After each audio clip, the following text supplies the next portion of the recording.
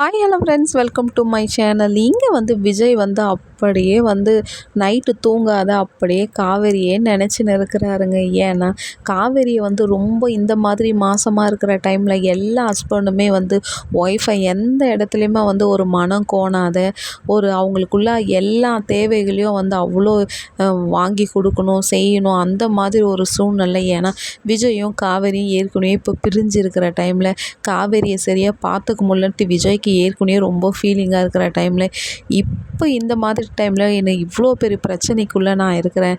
அவள் எப்போவுமே என்னை பற்றி மட்டும்தான் யோசிப்பா, அவளோட நல்லது அவள் யோசிக்கவே மாட்டான்ட்டு விஜய் அப்படியே காவேரியை நினச்சின்னு யோசிக்கும் போது விஜயோட கண்களில் அந்த ஆனந்த தண்ணி பார்த்திங்களா, அது எல்லாமே காவேரியை நேசிக்கிறதுக்கு மட்டும்தான்ட்டு விஜயை அவ்வளோ அழகாக ப்ரெசன்ட் பண்ணுறாருங்க.